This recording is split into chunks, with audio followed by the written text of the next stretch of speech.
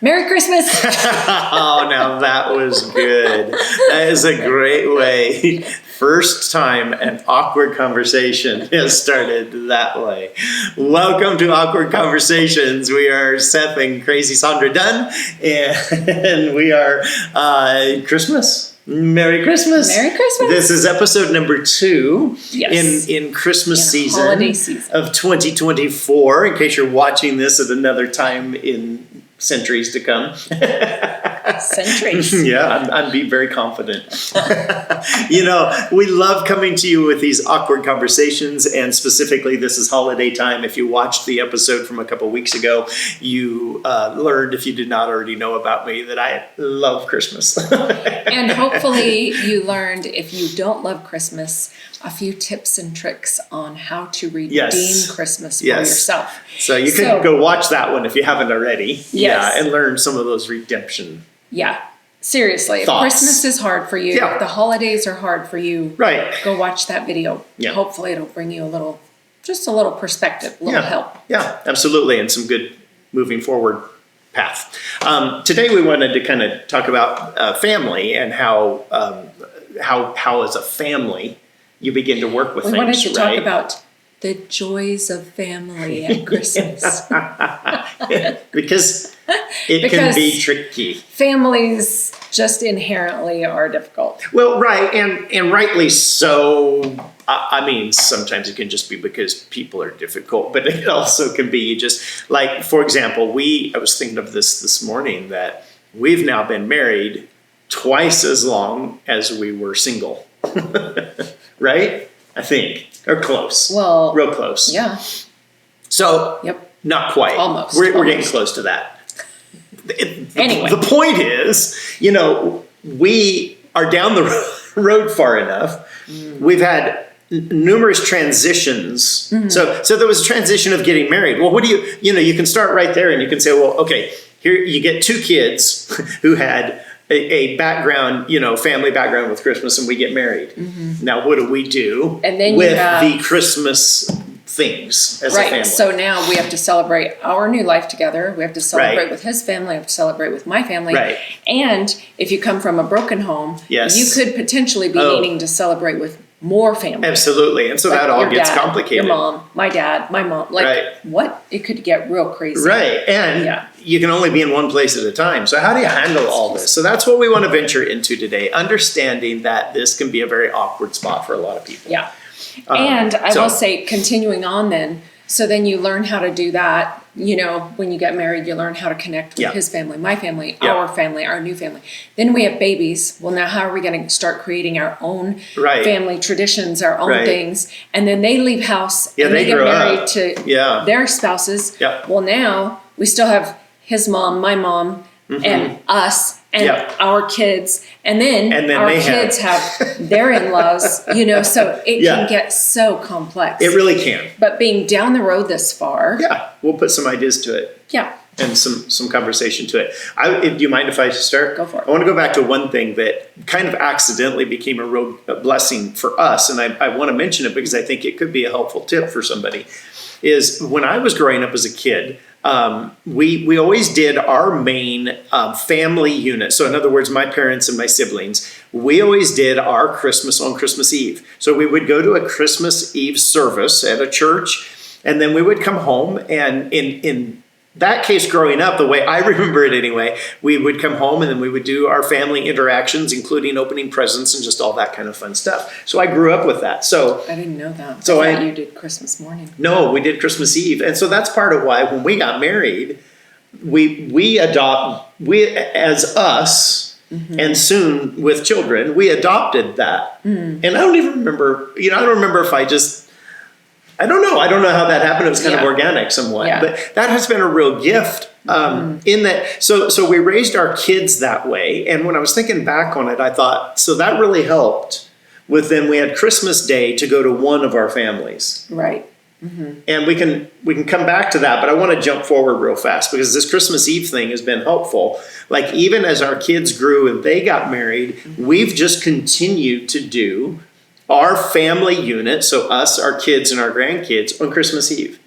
And that has left our kids now free to go to their family, other side of their family, to do Christmas Day. Right. And it's never a conflict. So we get Christmas Eve with our kids every year. And I will say, and that's nice. If you don't like that, you don't want to do that, fine. But I will say this. It's an idea. It is an idea, and it is a good one because it has worked out well for us and for our kids and their families. But the other thing I think is interesting is how people are so obsessed with celebrating the thing on the day. True. And I understand, like, the rest of the world is celebrating on Christmas Day or on Christmas Eve. But the reality is you can celebrate anytime. Yeah. So what we have done in the past, particularly my family lives further away. So and always has, pretty much. Most of our married time life, for sure, has been, my family's lived, somewhere between 7 to 10 hours, 12 hours away. Yeah. So that's a whole trip. So if we're going to celebrate with them, either we miss the entire season doing our own family stuff here, or we celebrate on a different day.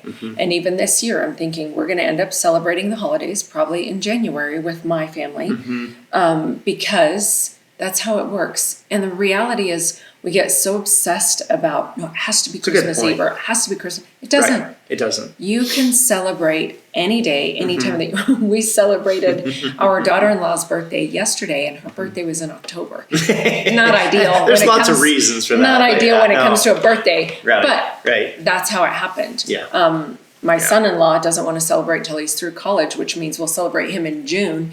And his birthday was in August. So we're a year out. So we're going to have to do a birthday in June and a birthday in August for him. So we just hit 2 in 1? I don't know. Yeah, we'll see. But I just think it's important not to be obsessed with the day. You mentioning that makes me realize one of the ways that we, it doesn't seem crazy creative, but I'll call it creative, is there were many years, I think, that we celebrated with your family or with mine on New Year's Day. We'd celebrate Christmas with the family because maybe we were with the other side on Christmas Day. And that just always was fine. And that's the other thing is get creative. Take turns. Like we would do like Christmas Day with Seth's family one year. The next year we'd do Christmas Day with my family if we could make the trip. Like, if it worked when they were closer to us or whatever. Yeah. But that's the other thing is like every other year kind of thing. And then on the off year, you celebrate on a different day. Right.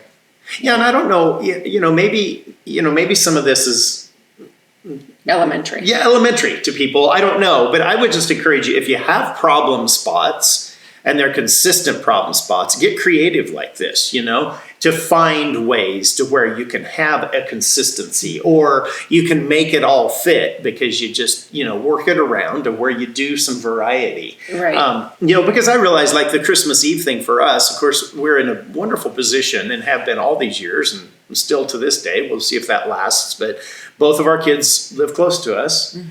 And both of them, their extended families now live here locally. Yeah. So it works, find what works is my point. Because for us to do Christmas Eve and for them to go to their family at Christmas Day, they don't have to do the travel and everything you've just described. So figure your situation out. I know people that, this seems not great to me, but I know people that it's like every 3 or 4 years, that they do Christmas with family because they're further away, and they just make a bigger deal out of it, when they do it, but so you just have to find what works, right? I often say this in my coaching practice, just be intentional. Yeah. Make a decided intentional choice. Right. Rather than letting it happen to you, decide what you want to happen and make that happen. Right. Now, that's not 100% always possible, but if you want to alleviate some of the stress of the holidays, one of the best things you can do is say, okay, how do I want my holiday to look? Right.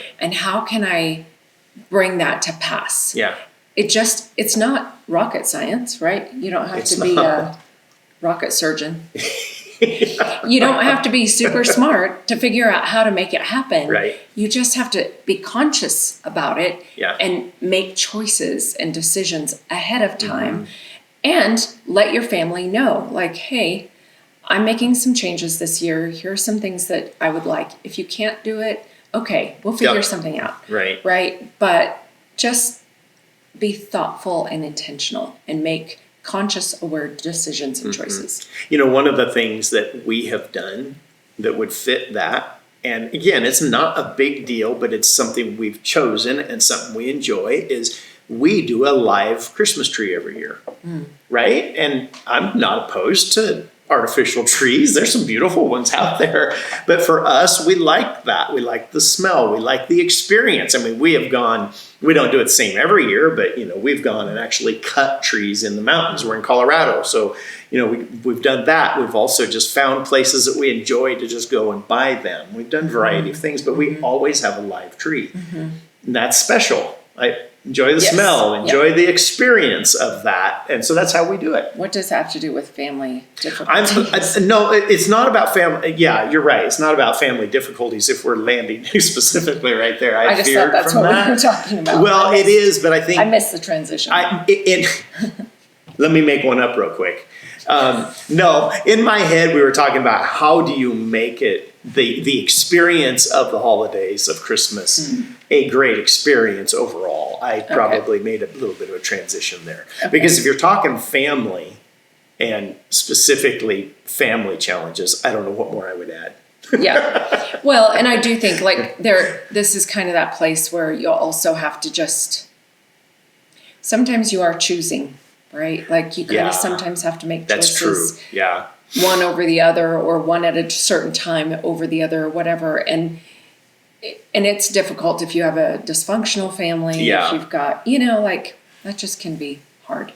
So. Yeah, because probably for everybody, I mean, you could have that, and it might be extreme or it might not, but maybe one side in particular is harder to deal with than the other side of the family for some reason. And one of the things you want to make sure you do is not favor one over the other unnecessarily. Right. I understand that in most families there's some favoring one way or another that goes on. There's reasons, and that's not all bad. Right. Can be very practical. It can be, but I do think there are times where you should be intentional to figure out how, when one side is maybe a bit more difficult, well, how do we honor that still? Yeah. You know, for sure. Are there practical ways? Do you have practical ideas? I mean, maybe it's just a matter of making that trip when you really don't want to. Yeah, and I think there's elements of communication as much as you can. Sure. But again, in certain situations with certain people, communication doesn't make any difference, right? Like if they're very insecure or if they're very dysfunctional or whatever, it doesn't matter how much you try to talk about it. Yeah. It doesn't necessarily work. Yeah. So I do think, this is one of those times, and we've done awkward conversations on boundaries before. So go listen to that. But I do think there's ways to gently and kindly, out of love, create certain boundaries around situations that can make it feel kind and gracious and not make it feel like we don't love you, we don't care, all of that kind of thing. Yeah. So I think first thing is you try communication. If that doesn't work, then maybe you're at a point where you say, well, we have to do some things a little bit different. Yeah. And maybe they understand and maybe they don't. I often tell my clients, Jesus told the rich young ruler, go sell everything you have, give it to the poor, and then come back to me. Because the man was asking for advice. Yeah. And it says the rich young ruler walked away sad. And I often say, now, if you were in that situation, what would you do? Because most women who are trying to be kind and loving and caring would follow him and would say, wait, like, let's talk. I don't mean, we try to soften it, we try to shift it, we try to make it okay. And the reality is Jesus didn't do that. He let the man walk away sad. Yeah. And there are times in life where it's okay to express something, to try to arrange something.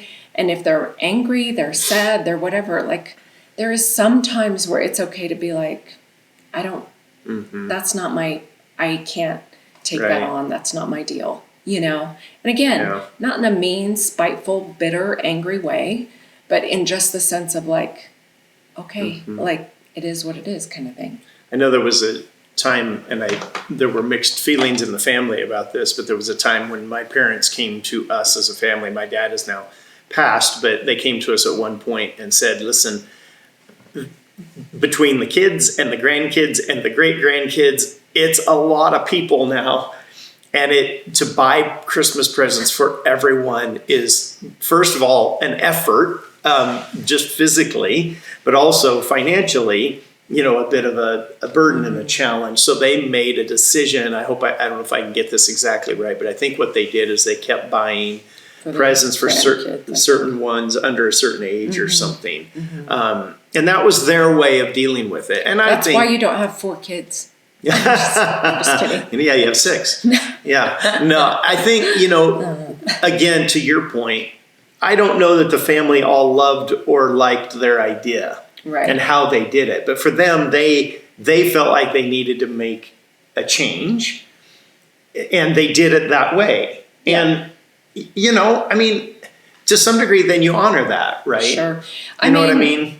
Looking at it from another perspective, I'm like, well, yeah, but you're still getting gifts from how many people? So then, there's that side. I understand what they're saying, but I also felt like, I'm just saying, some of the family wasn't happy because, well, what, we're still buying you gifts, but you're not buying us gifts? That doesn't seem fair, right? Welcome to family. Yeah. So you've just got those family dynamics. And everybody has to decide and choose what they're going to do. Right. And everybody else gets to go, okay, well, in response to that, here's what we're going to do, Sure. And sure. We've done that. In response to that, we haven't quit buying presents for them, but we could, and it would be okay if we decided to do that, you know? So I think that's part of it too, is being intentional, communicating, and then having it be what it will be, and kind of letting the chips fall where they will. Yeah. So shall we transition over to blending family traditions? Sorry. Yeah, but we got to be quick. I think. I don't know. I think we're on. Yeah, for sake of time. Yeah. Yeah, but let's just hit this quickly. The blending of traditions. Yeah. I made a funny statement the other day, and I kind of made it. I really was just trying to be funny, but here's a family tradition. I was thinking of foods, right? And you may have grown up, and there's lots of reasons why a family might have certain foods that show up in the holidays, right? So her family had what was called graham cracker pudding. To me, it was marshmallows with graham cracker on it. And I said that the other day, and she was like, no. For me, I had no connection with this dish. I suppose it's a Dutch dish, probably thinking of your family background. Yeah, we never had such a thing in my family, but you've enjoyed that. It was a part of that holiday.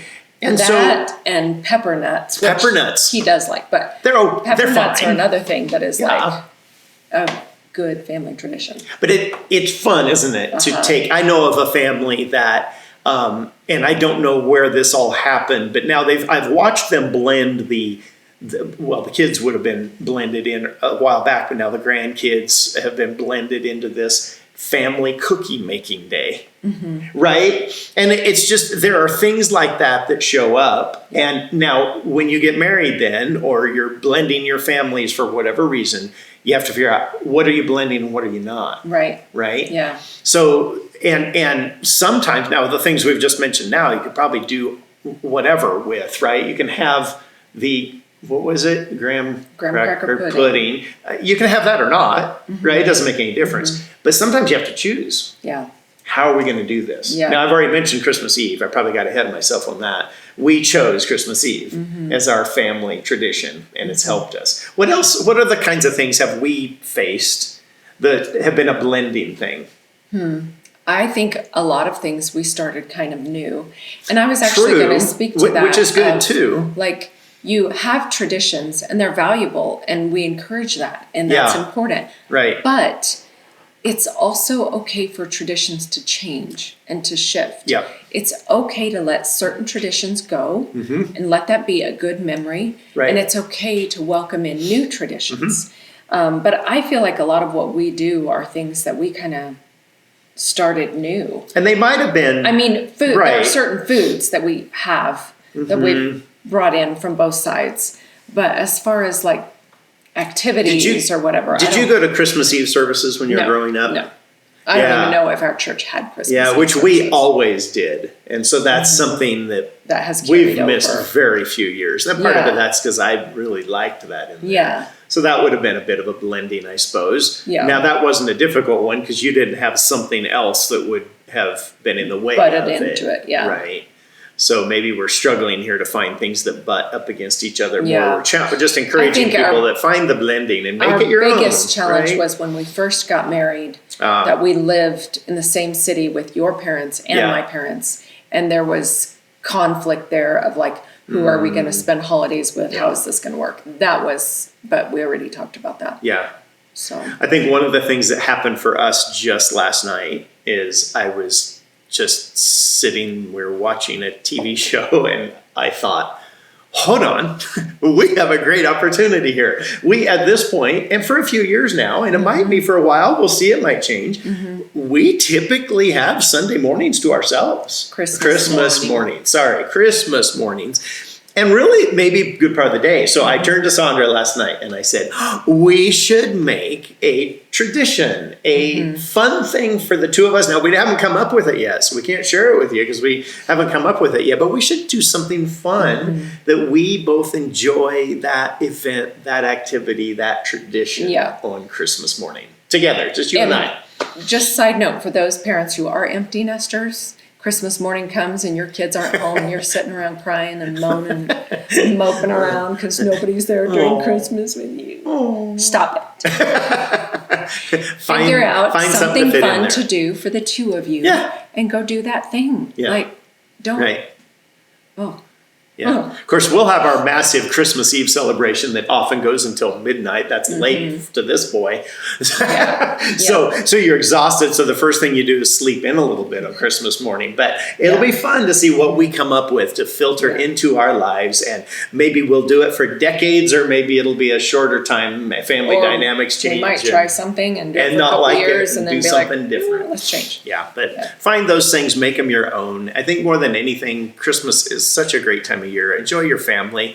We really enjoy participating in life with you, and part of it is these videos. So thank you so much for watching, and make the effort. Yeah, make the effort. It'll be good. It'll be worth it. Yep. And again, as Sandra started this with, Merry Christmas. Or Happy Slotha Days. Aww. I got it. Okay. Ding, ding, ding, ding, ding. You know what that means. We want you to ring the bell, subscribe, like, share these videos. We would love for others to receive the goodness that's in them. And we do believe there's goodness in them, or we wouldn't do them. That's right. So, we love having you watch. Please do all the things to help spread the word, and we appreciate you.